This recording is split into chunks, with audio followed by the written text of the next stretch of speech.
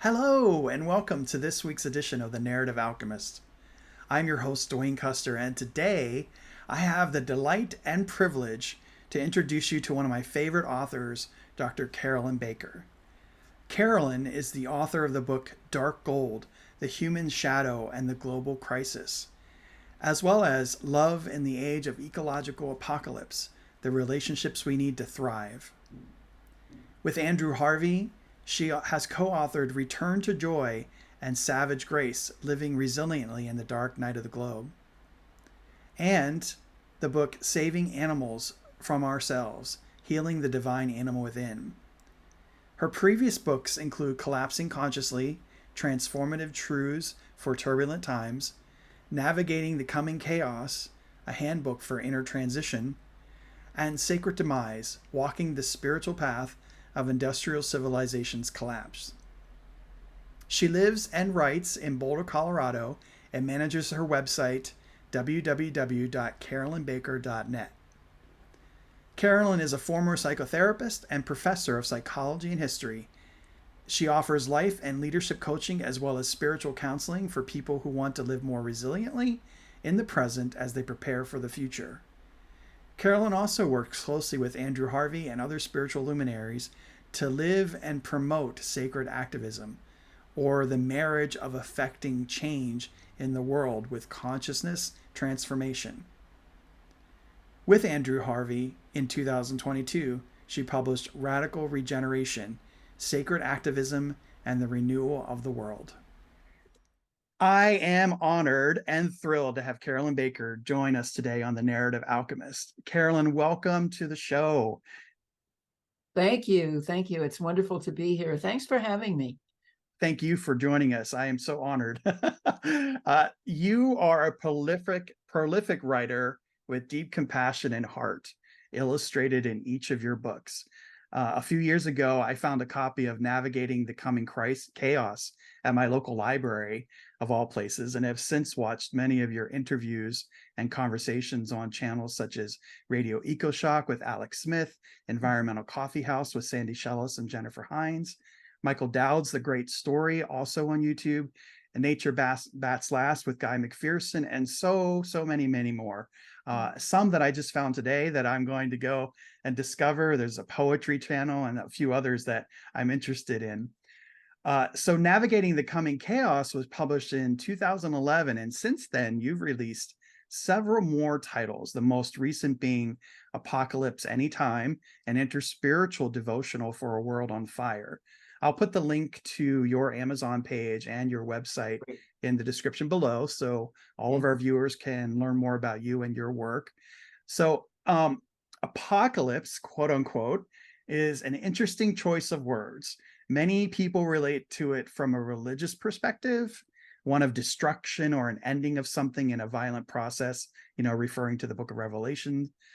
Others understand that the word apocalypse has an older meaning, which is more in line with what I view it as an unfolding or revealing, much like a lotus flower unfolds from the muddy waters of a pond. How did you choose the title Apocalypse Anytime? Well, it is my most recent book on the polycrisis, or the collapse of industrial civilization, and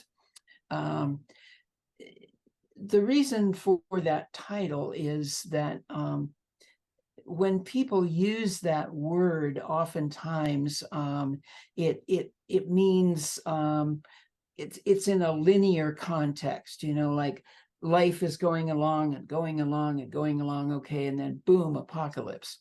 And we should be prepared from that perspective to engage with an apocalypse that's somewhere in the future. And so the reason for that title for me was, well, we have these apocalypses in our lives all the time.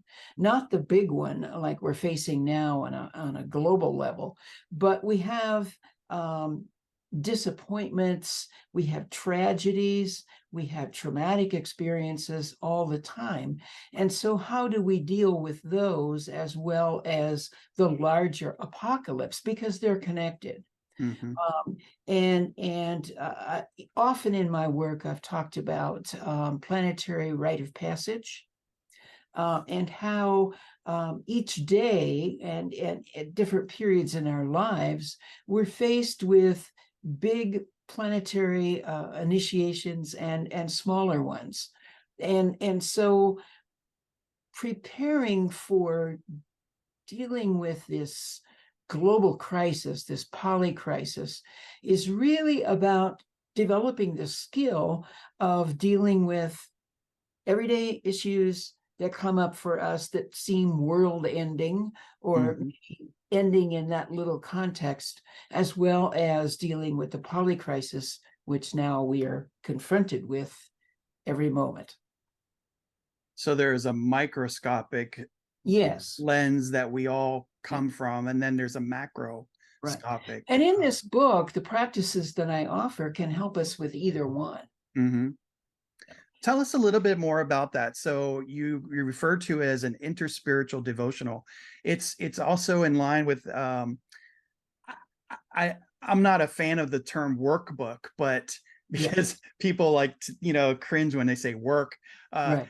it's more of a guide and a help, a coach, or a almost like a shepherd, if you will, Mhm. to help people deal with the microscopic and macroscopic challenges of everyday life, whether it's on our personal lives or whether it's the public, when you're dealing with climate chaos, for example. Right. Um, what is an interspiritual devotional, and how is it a shepherd for us?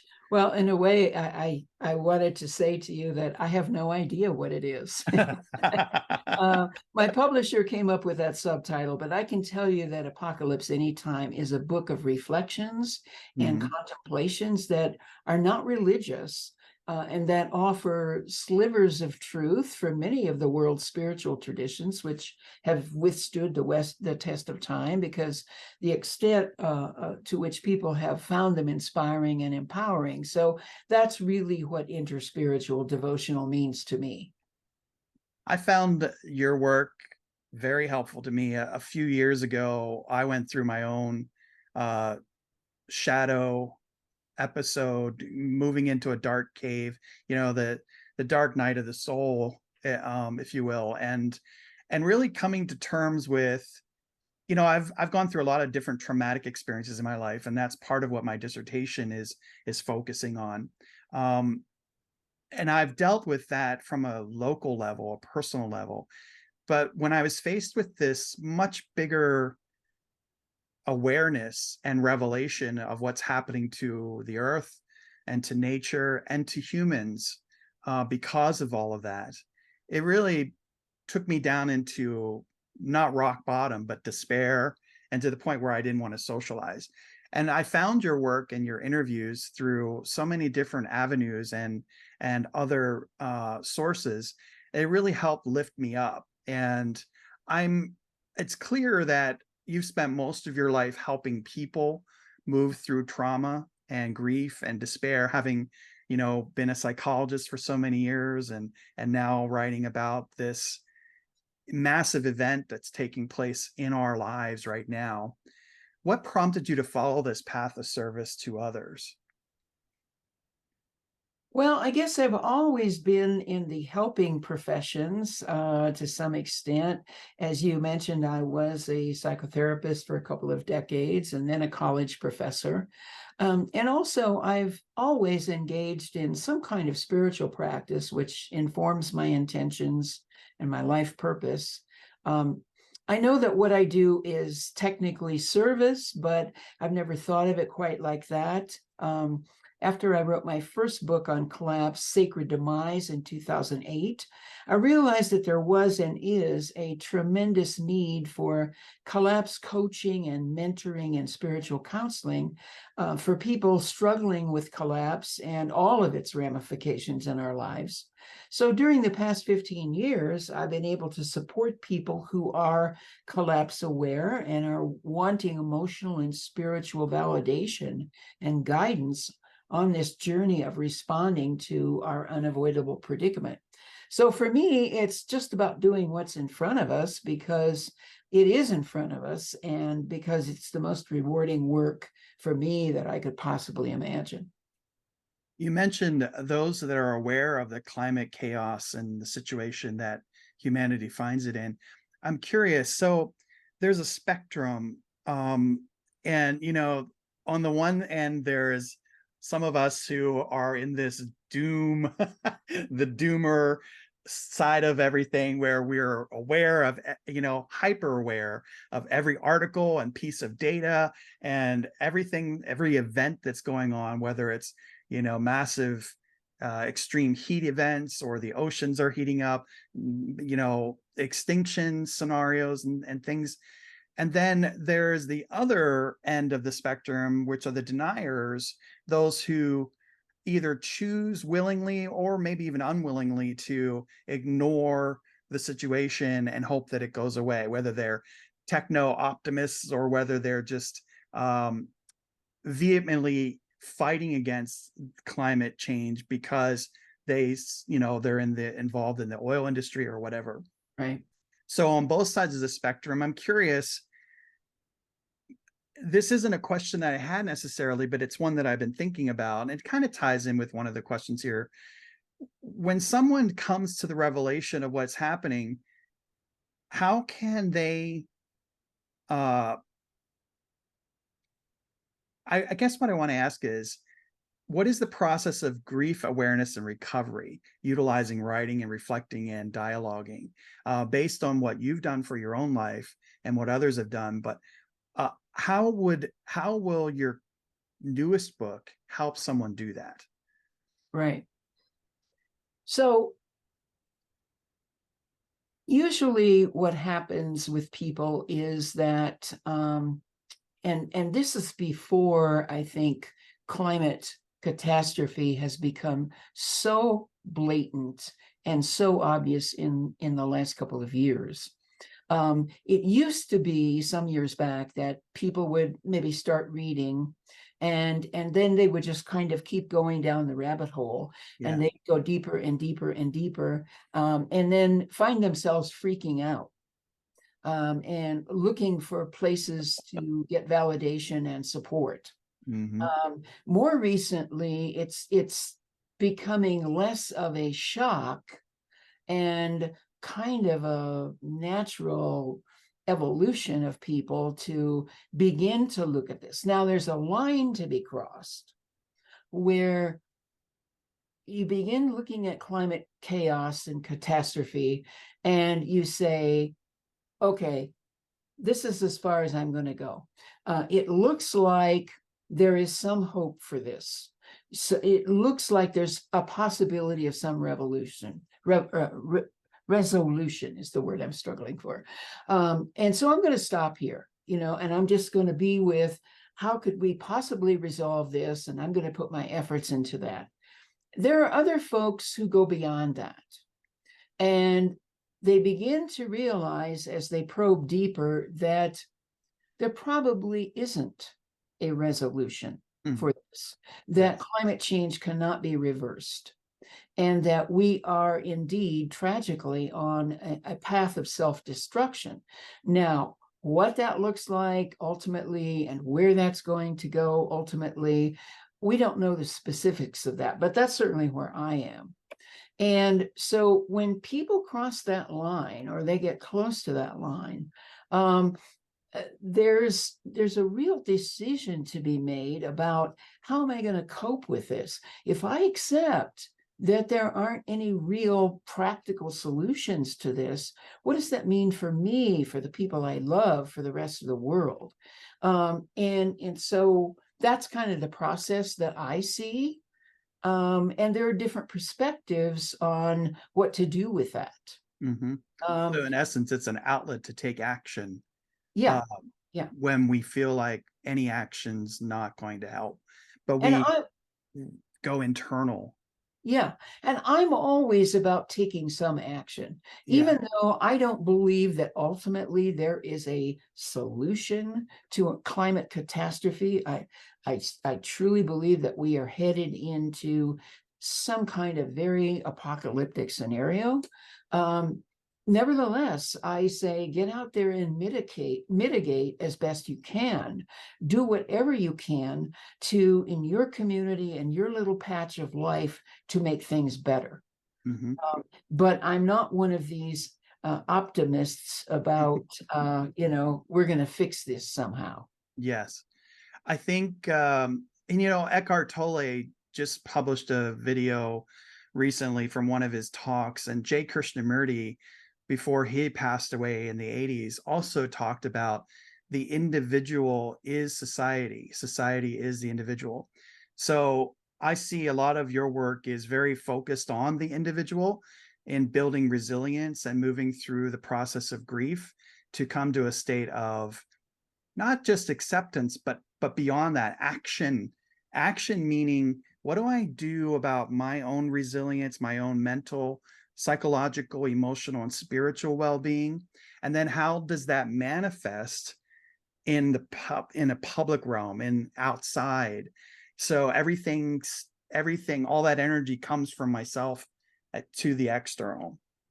And then, I'm looking through some of my questions, and we're not on that trail of questions. We're kind of doing this organically, but I feel like what you're asking, in especially in Undaunted, the book you published last year, and then in Apocalypse Anytime, you're really asking the reader to go into themselves, to become more aware of where they are psychologically, emotionally, and spiritually. Is that true?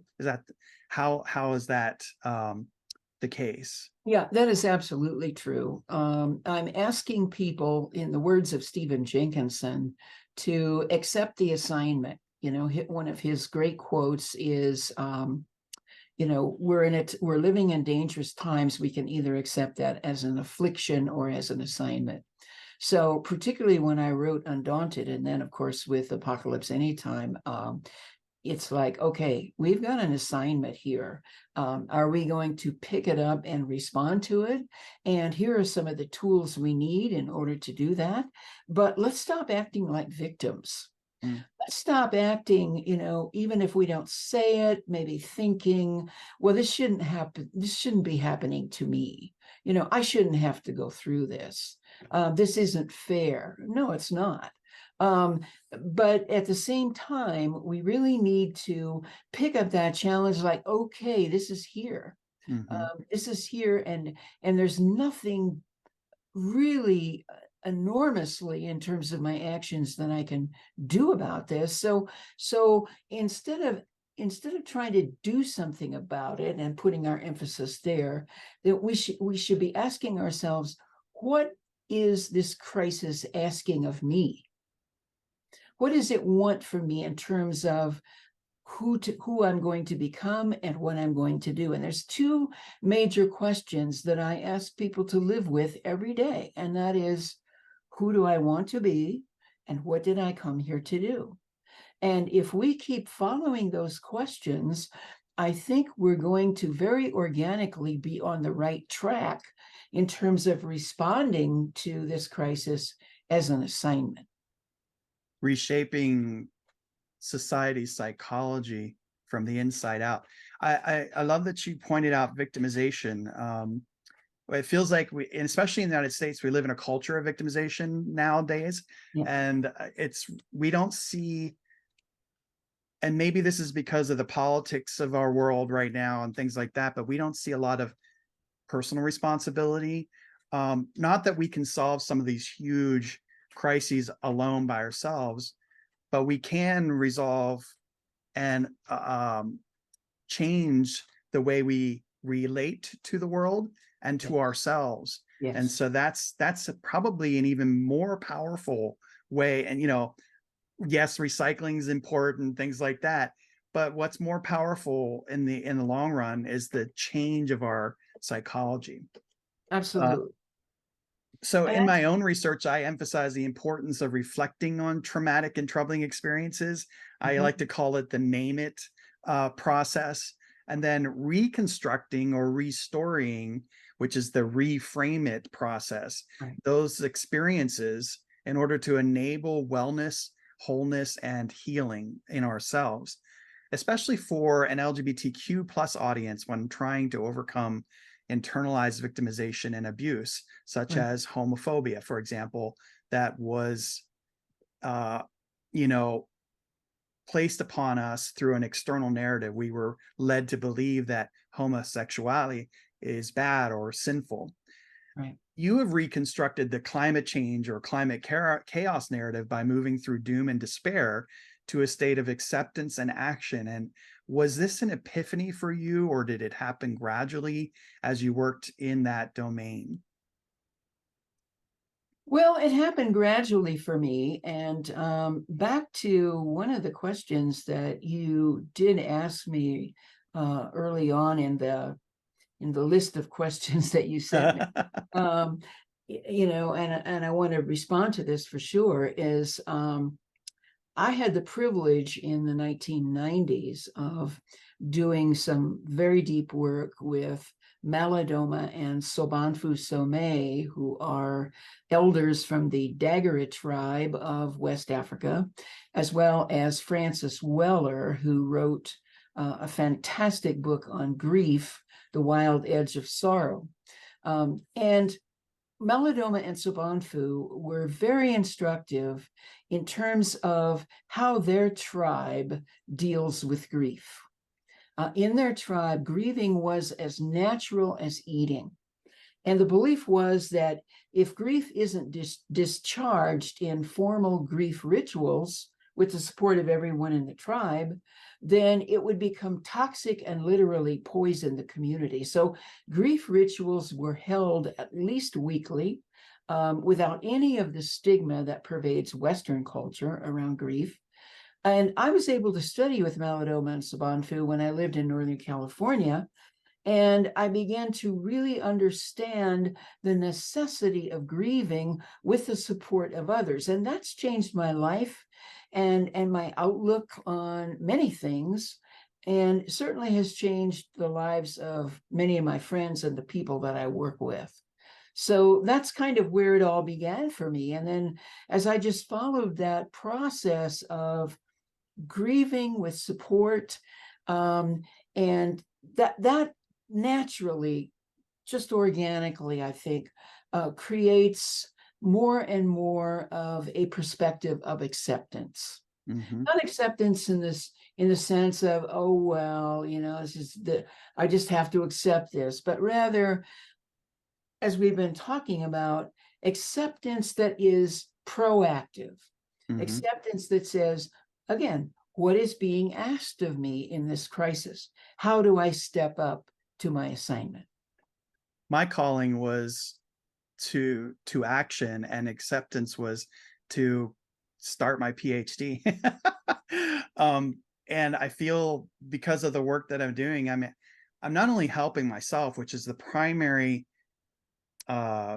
mission of going back to school. I'm 53, so, but in some eyes that may be young, and others that, understanding your life story, coming to your PhD at 53, there's a lot of celebration there that needs to be recognized. And what did I go through in order to get to this point, which is really the juxtaposition, or the primary motive that I have for my dissertation.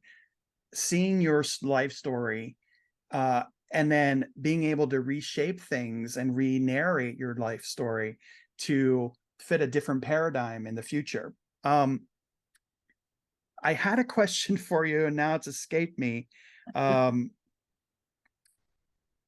was one of the questions as you were mentioning. Oh, grief. Mm-hmm. Do you think, or do you feel that grief, especially in the United States, is not something that we are collectively comfortable with, because we see death and dying as a taboo? Most of our religions, especially Christianity, talk about a future state where we're going to be in heaven or hell. And there's always this future mindset instead of being in the present moment, the Right. here and the now, heaven and hell on earth right now in this moment. Do you think that's a part of that? Oh, The- absolutely. Okay. And it really has to do with the uber individualism of Western culture, um, which is pull up your big boy pants and your big girl pants and move forward. Um, if you get into grieving, if you allow this to quote unquote get to you, then you're going to be weakened by it somehow. So you got to stay strong and not pay any attention to grief and just keep going forward. And I would have to say that the grief work that I did with Malidoma and Sabanfu and Francis Weller has profoundly informed me of how I view the human encounter with climate chaos. I think that the sanest response we can have to the loss of our planet, and we are losing our planet, is grief. Mhm. And yes, we can mitigate climate chaos as much as possible and do as much as we can for the Earth community. But the grieving process, especially when we share it with others, is what makes it possible to accept, to the best of our ability, the loss of ecosystems, species, and even our own lives. And what I always hasten to add when I talk about grief is that grief and joy travel together, and they need each other. Mary Oliver says, "We shake with grief, we shake with joy. What a time these two have, housed as they are in the same body." So we grieve only because we've loved someone or something. And when we allow ourselves to grieve consciously, we begin to dissolve the barriers between ourselves and the love that causes us to feel and to feel that loss and the joy that our grief has obscured. Without exception, I notice that when people do grief work, their capacity to feel joy and gratitude expands exponentially. 100 years ago or several hundred years ago, William Blake said it best: the deeper the sorrow, the greater the joy. Mm. I discovered Mary Oliver a couple years ago, well, several years ago now, when I was working on my master's degree in transpersonal psychology. I took two courses in eco spirituality and eco psychology, and Mary Oliver was one of the primary required readings. Her Yes, poetry is absolutely. wonderful and Yes. amazing, and she really embodies through her work the relationship between human and non-human, human and earth, and Right. how we are all one thing. We're one organism, if you will. Even though Absolutely. we like to, like you mentioned earlier about the individualism, we like to think that we're all separate, that we're all little islands. But in honesty, and going back to that, in the moment, everything is one thing.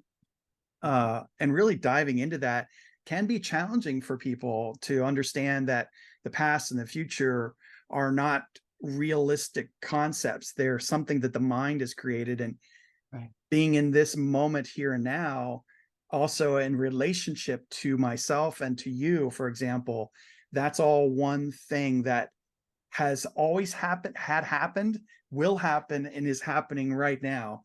Right. If you look at time from a very different perspective. Um, Absolutely. Yeah. Not to go into that conversation because that would take us down another rabbit hole.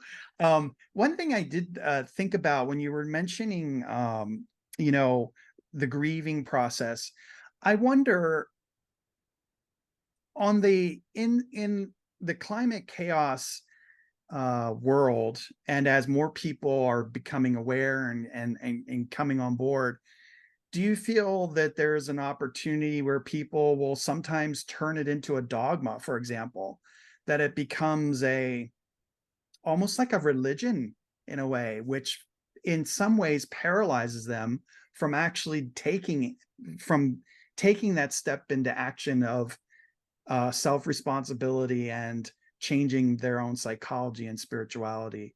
Um, I'm not is there sure. a I'm not dogma sure. element? Well, I'm not sure what you're asking. Can Mhm. what become a dogma? For example, there's a large segment of people that think that humanity will go extinct by 2025. Uh, They've turned that into a dogma, for example, or it will happen. And I wonder, does that prevent someone. It's kind of like on the other extreme, we have complete denialism too, which that turns into a dogma, or a message that someone has incorporated, a narrative that they have come to believe through habituation. Um, is there a way out of that? I guess is what I'm asking. Yeah, yeah. So for the most part, we live in a culture that's very unfamiliar and uncomfortable with paradox. We have to train ourselves, I think, in this culture to hold two seemingly contradictory realities at the same time, because either or is always our default position. But perhaps one of the gifts of the global crisis is that it's compelling us to begin thinking in terms of both and. So for this reason, in my latest book, Apocalypse Anytime, I put in 3 common responses to collapse. And the first one is what you're talking about. I call it the hellfire and brimstone perspective, which asserts that everything that's ahead of us is doom. And we have only X amount of time before we're going to be extinct. And in this perspective, the doomer lives in anger, resentment, cynicism, and dismal certainty that we're screwed and that we deserve to be screwed because we've been such a terrible inhabitant of the planet. These are folks who may always be checking websites or listening to podcasts or reading books about when the next catastrophe is going to hit. Often they're trauma survivors as well, and the reality of collapse triggers their trauma history, and their trauma history informs the way they see current events. Generally, they're not comfortable with grieving because they believe that makes us complacent or weak, and that we need to stay hyper alert to face the next calamity. I work with some of these folks, and I notice that when they begin to connect with their past trauma, and they connect that with their current hypervigilance, they're often able to view the global crisis differently. Their capacity to hold the opposites, to hold the paradoxes, and live more fully in a both-and world is enhanced. Then there's another group of folks that I call the collapse acceptance sort of individuals. They say that they've accepted collapse and therefore they really don't need to do any further work on themselves because they're living in the acceptance of the future. And I'm very happy for anyone who feels that they're in the process of accepting the inevitability of collapse. But for me, this acceptance also means that I need to continue grieving and serving my community with love and compassion. And I believe that no matter how much we think we're accepting collapse, there's a part of us that isn't. The destruction of our planet is so antithetical to who we are as a species that it's really not possible to accept collapse 100%. So authentic collapse acceptance, I believe, is all about continuing to grieve the losses, serve the Earth community, and strengthen our resilience as the situation further deteriorates. That's fascinating, that different personas. I personally have gone through my own PTSD work, chronic revisiting of traumatic experiences when I was young, and how it invisibly can affect you, whether you know it or not, in 20, 30, 40 years down the road. And really, I wasn't aware of experiencing or perpetuating the PTSD until I started writing about it and really getting my narrative onto paper. Not everyone will do that. Not everyone is capable of that or wants to do it that way.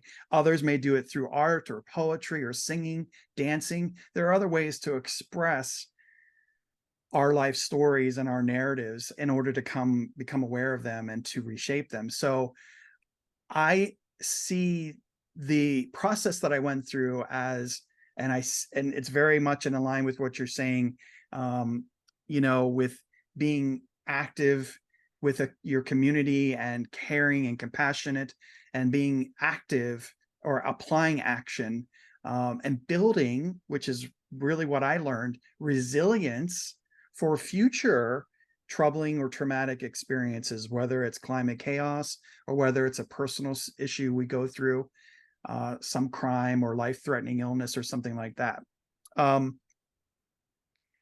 Climate chaos, and this kind of leads into my next question, climate chaos and other traumatic events are often transpersonal in nature. And what I mean by that is events going beyond the limits of our individual personal identities, the I, the me, the mine, into a state of wholeness or inclusiveness, meaning we or ours. We come to the awareness that we are not islands floating alone in a vast ocean. How does this awareness help a person deal with climate chaos and move beyond despair, depression, anger, etc.? Well, it seems to me that nothing can be as mind and heart expanding as the climate crisis itself. It's not just about me and my wounding. It's about the wounding of every living being on the entire planet. We might be living in a state of planetary hospice, as some people have called it. And if that's true, everyone is suffering or will suffer in some way. And that reality is not just an invitation, but a loud, reverberating call to serve the Earth community in some way. But more importantly, to wake up and pay attention to what the crisis is asking of us, as I said before, not only in terms of service, but in terms of who it's asking us to be. In all of my work, I continually emphasize the two most important questions, like I said before. Who do I want to be, and what did I come here to do? Because climate catastrophe is not just a scientific event, but as you said, a transpersonal event. And because it's a matter of everyone's life and death, it's also an existential event. That's why very few people want to look deeply at climate catastrophe, because to do so is to look death in the face and possibly pack our bags for checking into hospice. And that is a scary proposition to put in front of people. Absolutely. Absolutely. And yet some part of us knows.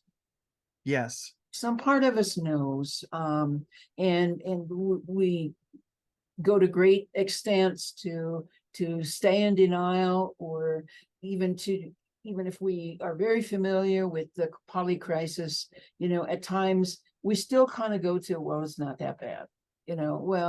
Somebody's going to come up with something. I mean, those fleeting thoughts come and go because it's just too much for us to say, okay, this is the way it is. I'm going to accept it completely 100%.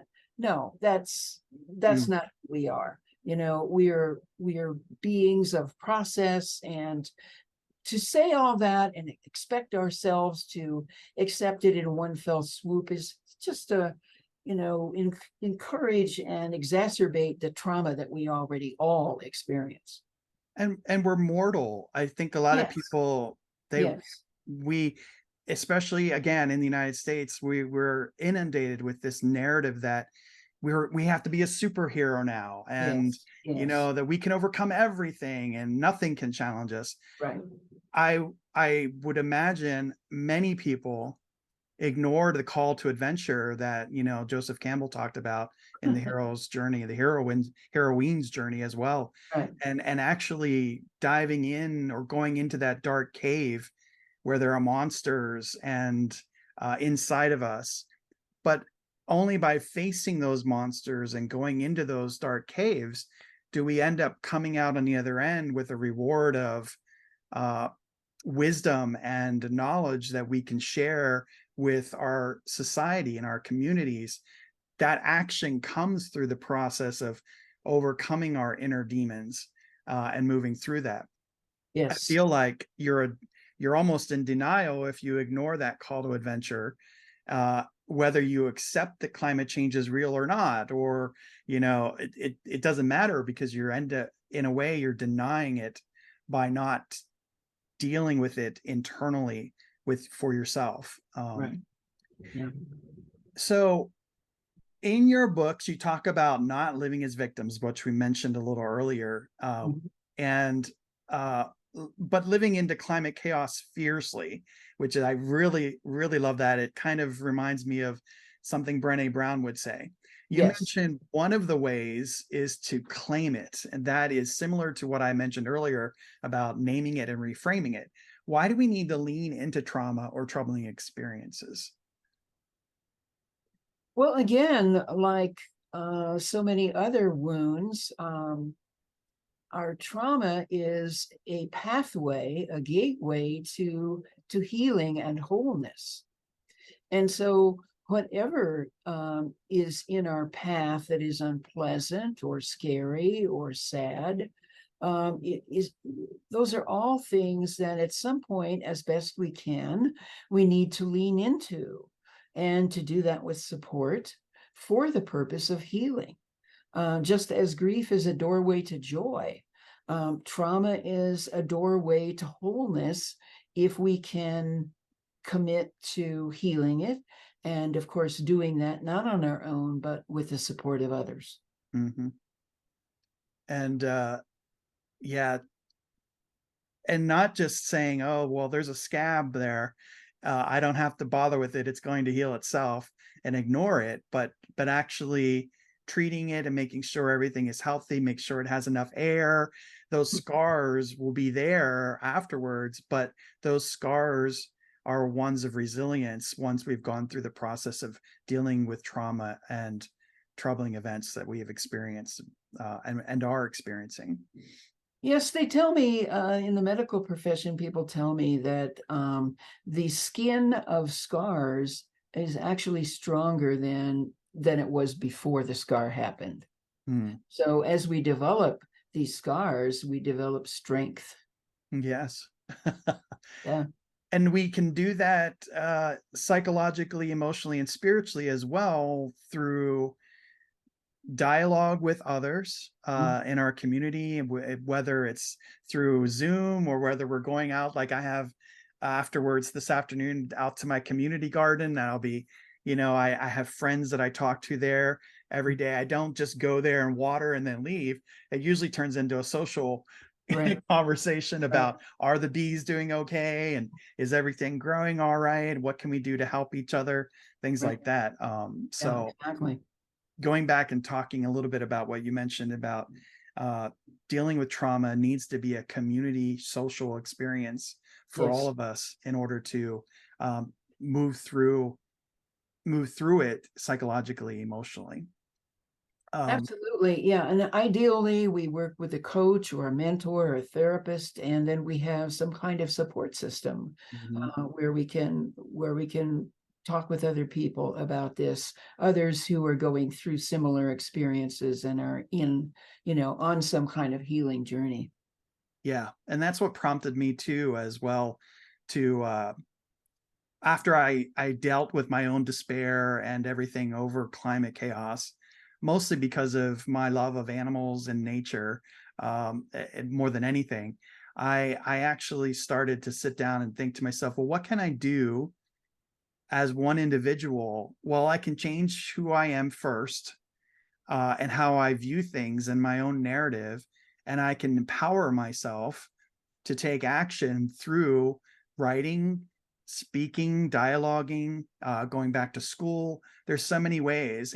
There's also the physical ways, obviously, of growing a garden or planting trees and recycling and things like that when we're talking about climate chaos. When talking about other traumatic events, for me, the process of writing my narratives and and and just reflecting on them helped me through that. And I did have a lot of support. I had a therapist, friends, and things as well that helped me through that process. Um, which kind of segues into my next question. So, dealing with climate chaos and other traumatic events like near-death experiences and life-threatening illnesses, crime, war, toxic parents and family, etc., has a direct impact on how we view ourselves in relation to the world and the world's relationship to us. You propose that we should be radically present in order to do the inner work of transformation. How does a person experiencing trauma or grief become mindful of the present and avoid slipping into the past or getting lost in the possibilities of the future. We've kind of touched on this already a Yeah. little bit. Well, I have some more to say about that. Okay. None of us, no matter how little or how much we've been traumatized, can completely avoid slipping into the past or sometimes feeling overwhelmed by what's in front of us. But we don't have to be permanently engulfed or paralyzed by it. We now have more tools than at any other time in human history to help us navigate our predicament. So radically present doesn't mean being beyond our fear and trauma, but rather showing up despite our own wounding to be and to do what the global crisis is asking of us. And we have to be very merciful and compassionate with ourselves around this. Excellent. I I like to think of it too as the enfolding and unfolding of the lotus, as I mentioned earlier. And that's how the future and past enfolding and unfolding in this moment, whether it's in relationship to another or relationship to ourselves, and how we perceive what our past is and what our future may be, and how we can empower ourselves to be resilient for the future. Absolutely. And tying into that, in order to understand the past, we need to make meaning of that. So you've talked a lot about, with other people like Michael Dowd and a few others, the process of meaning making for those who choose to accept the work of transforming themselves. What importance does meaning making have? It's a two-part question on Sure. our psychological, emotional, and spiritual well-being.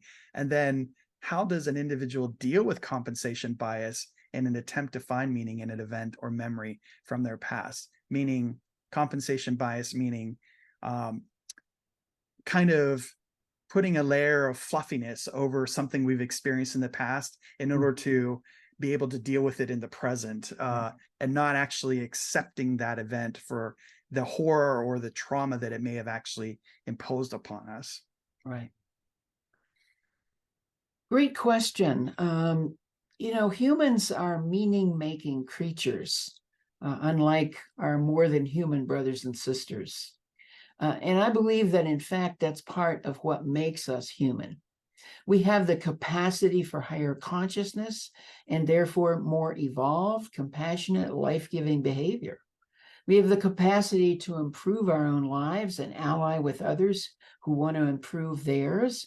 And by improvement, I'm not talking about material improvement, but rather quality of life and improvement in our relationships with all living beings. If we're not making meaning, we're probably preoccupied with making money, making a name for ourselves, or just adding to the suffering our planet is already experiencing. So if meaning is important to us, we're not going to be asking questions like, who did I come here to be and what did I come here to do? And as a result, we get more likely sucked into despair, resentment, depression, or nihilism. We have an excellent mentor in the work of Viktor Frankl, who survived Auschwitz and wrote a wonderful book, Man's Search for Meaning. And I just ran into a quote by him the other day that I didn't know he ever said this, but he said, "The meaning of life is to give life meaning." So if the potential destruction of planet Earth and the potential extinction of all life on it doesn't compel us to find meaning, I don't know what will. I think it's part of what makes us human is to make meaning of our experiences. And that also, I think, makes us more compassionate and more present to others and to all living beings in our world. What about the person who asks, but how do I go to work every day and go get groceries? And, how can I be that aware and present? My answer to that personally is you can't, but I'm curious what your answer might be to that person. In other words, they're asking, how can I, knowing what I know about our situation, how can I do that? Is that what you're saying? Yeah, how do I just live an everyday life? It's surrounded by people that are also just living their everyday life. doing their chores, etc., going to Right. work, Well, raising that's children. that's the paradox. That's the paradox right there. Is we know what we know, and we continue to live our lives. And we're holding these two different opposites. And believe me, whenever we're dealing with paradox or any kind of tension of opposites in our souls and bodies, it's difficult, it's challenging. It can feel schizophrenic sometimes. That's why we need people that we can talk about this with. But at the same time, you're going out there to work, and you're doing whatever you do in the world is an opportunity for you to respond to the questions: who do I want to be, and what did I come here to do? There's some healing that might be possible or might be called for when you go to work and you do these so-called mundane things. There may be some opportunities to be a light in the world, to make a difference in the smallest ways or bigger ways in people's lives and in the life of the little patch where you live, where you happen to be. And so it can feel disparate, it can feel contradictory, but both are needed. And part of our healing process is to be able to hold those two opposites together going forward. We don't do it perfectly. We don't try to do it perfectly, but we just realize that that's what's being asked of us right now. Apocalypse anytime. And even my own work with writing narrative about our life stories is really, it focuses on how do I make meaning out of the mundane? What is the meaning that I want to, present, but also receive from life? Viktor Frankl's book is amazing, and I invite everybody that's watching today to go out and purchase a copy of that book, because I don't think there's no greater book that can impact you than seeing how someone who went through the Holocaust and experiencing that was able to make meaning from those events. Very powerful work. It's part of my dissertation as well, Viktor's work. So we can't avoid the catastrophe of climate chaos. We've settled, we know that, any more than the Titanic could avoid the iceberg. However, and this is where I really wanted to bring you on board, Carolyn, to talk about this. We can change how we think about these events, learn to adapt. And we've already touched on this a lot in the last 45 minutes or so, and strengthen our ability to respond with action or resilience. Are there other benefits of being present and experiencing radical transformation in the moment? Well, none of us, no matter how little or how much we've been traumatized, can completely avoid slipping into the past or sometimes feeling overwhelmed by what's in front of us. But we don't have to permanently be engulfed or paralyzed by it. Like I said, we now have more tools than we've ever had to deal with this. And radically present doesn't mean going beyond our fears and trauma, but rather showing up despite our own wounding to be and to do whatever the global crisis is asking of us. And when we go into our daily lives with this attitude, with an attitude of openness to surprise, we never know what might be asked of us today. There's some gift or some service that we can offer. And there's some gift that's going to come back to us that we weren't expecting.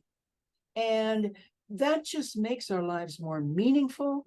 It makes us feel more alive, even in the face of death. And so walking through life with this perspective is is, I think, what it's all about. It's the gift in the tragedy that we are being provided with.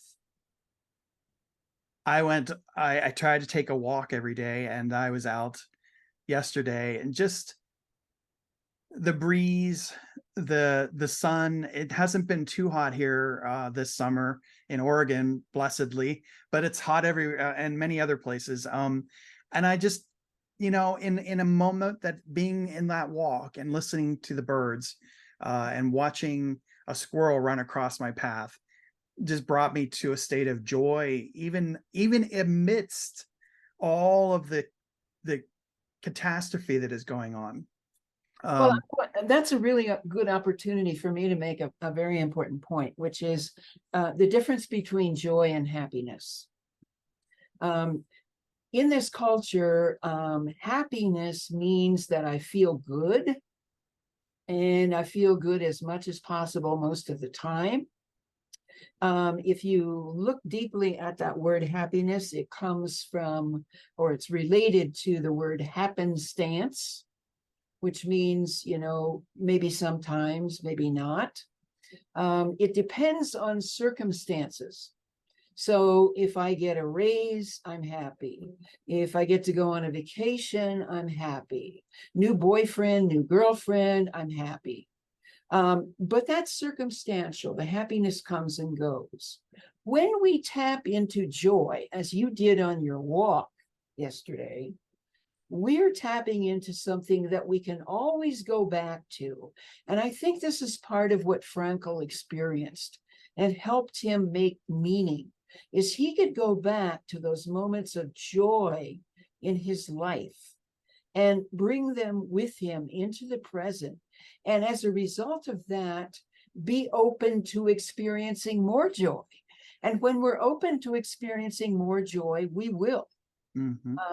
And then to make that distinction that joy is not happiness, happiness is not joy.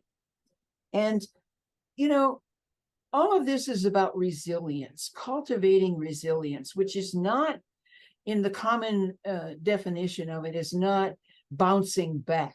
That's not what resilience is. True resilience is, as my friend Dean Walker says, it's not only possible to survive or endure the daunting chaos and collapse in our world, but we can actually engage in a way that encourages us to learn, grow, and even thrive in the midst of chaos.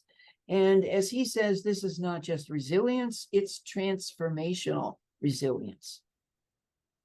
Absolutely.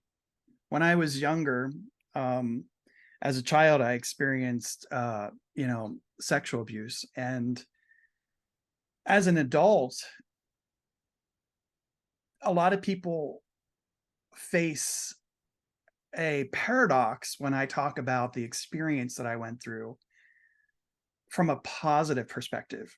Now, I don't negate the trauma, the horror of a child being sexually abused.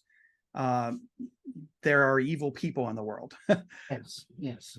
But, or I should say, and what I do with that experience is very telling of who I am. Yes. And how I can utilize it as a tool for wisdom and knowledge in defense of future experiences that may be troubling, traumatic. And had I not experienced what I did as a child and many, many other different things, different kinds of abuses, psychologically, emotionally, and spiritually, which I'm writing about in my dissertation, I wouldn't be who I am today. I wouldn't have formed this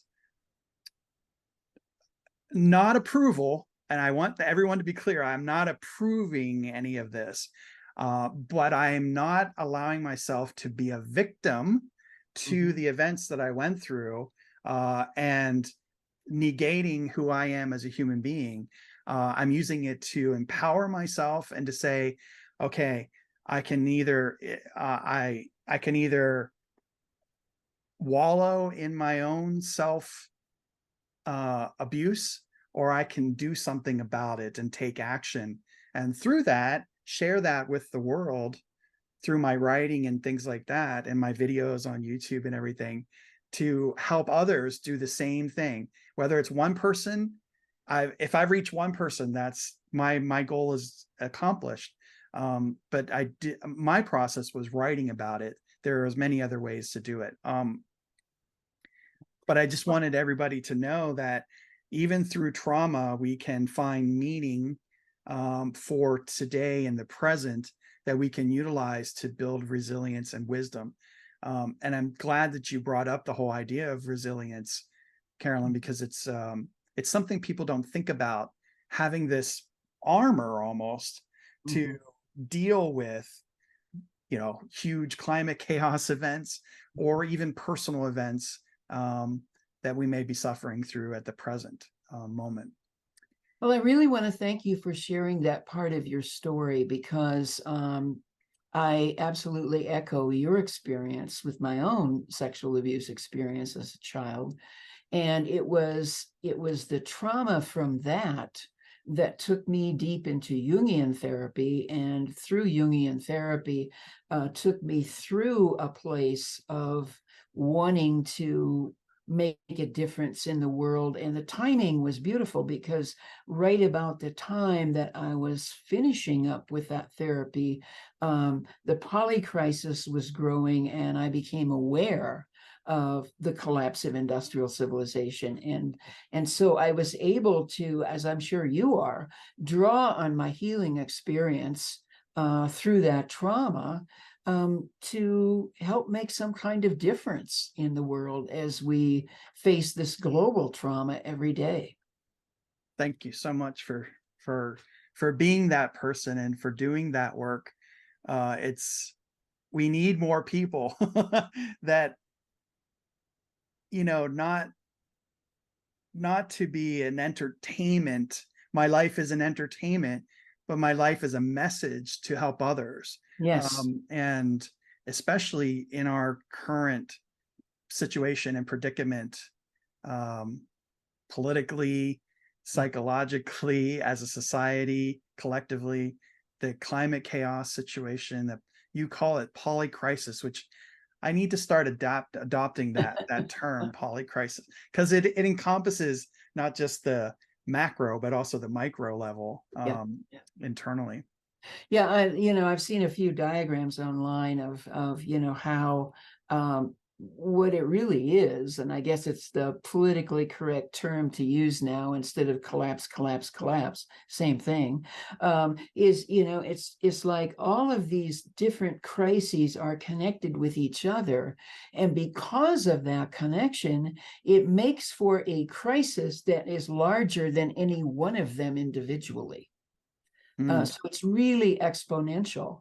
And I think it's a good word and a good concept to have in our minds, because it really does point out, as we think in those terms, of how enormous it is. It is enormous. Yeah. And I kind of, sometimes I visualize, if we could only just sit around the campfire together in small units and in our local communities, and just communicate and talk, and we could alleviate so many things. But Yes. that's another world, another time. Maybe humanity is going that way, in that direction. At some point we will be so small in our population again that we're forced to have that more intimate relationship with the earth and ourselves and one Yes. another. Yes. I believe that's a good possibility. It is. Yeah, I do too. Well, we have right now in this moment, and I want to thank you for all the time you've given me. I do have one other question that I think will really kind of help us bring this 360, and I would love to have you back, of course, in the future for more conversation and dialogue. But my last question on my list, I'm sorry my list was so long, but I wanted to talk about so many things. Along with the topics of joy and empowerment and resilience, there is the shadow side, or a shadow side, of human beings. The shadow side is often the authentic person we are inside. It is not a negative thing. It provides a model for us to see our true selves. This requires courage and vulnerability, going back to citing Brené Brown. Right. In your writing, you talk a lot about the shadow side. How can we embrace our individual shadow side? And then how can we embrace and help change the collective shadow side of humanity? Well, yes, I do talk about the shadow in all of my work because the human shadow is the origin of our predicament. Shadow work is a huge part of the assignment that I keep talking about, that we choose to take on or not take on. It's work that must be done preferably with some kind of companion on the journey, such as a coach, a therapist, a mentor, or someone who can be present with us without shame or judgment. It's not easy work, but not doing it is really not an option.